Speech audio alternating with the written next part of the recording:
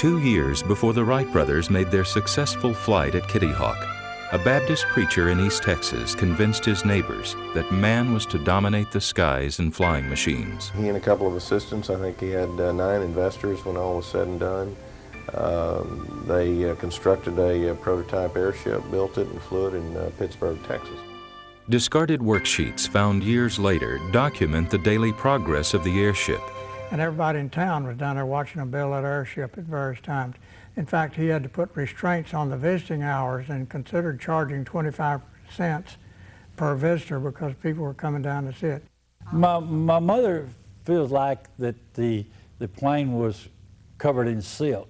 She and her mother, Reverend Cannon's wife, had swiped a piece of material and made her a dress out of it.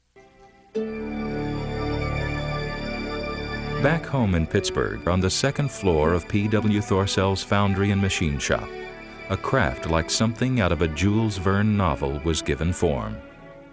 As constructed, has 4 wheels driven by a gas engine with a sprocket chain transmission. Inside each wheel was an inner wheel, a bit smaller than the other wheel, and on each one of these inner wheels was a fan with 4 blades. Late fall or early winter of 1902 is when the airship actually flew.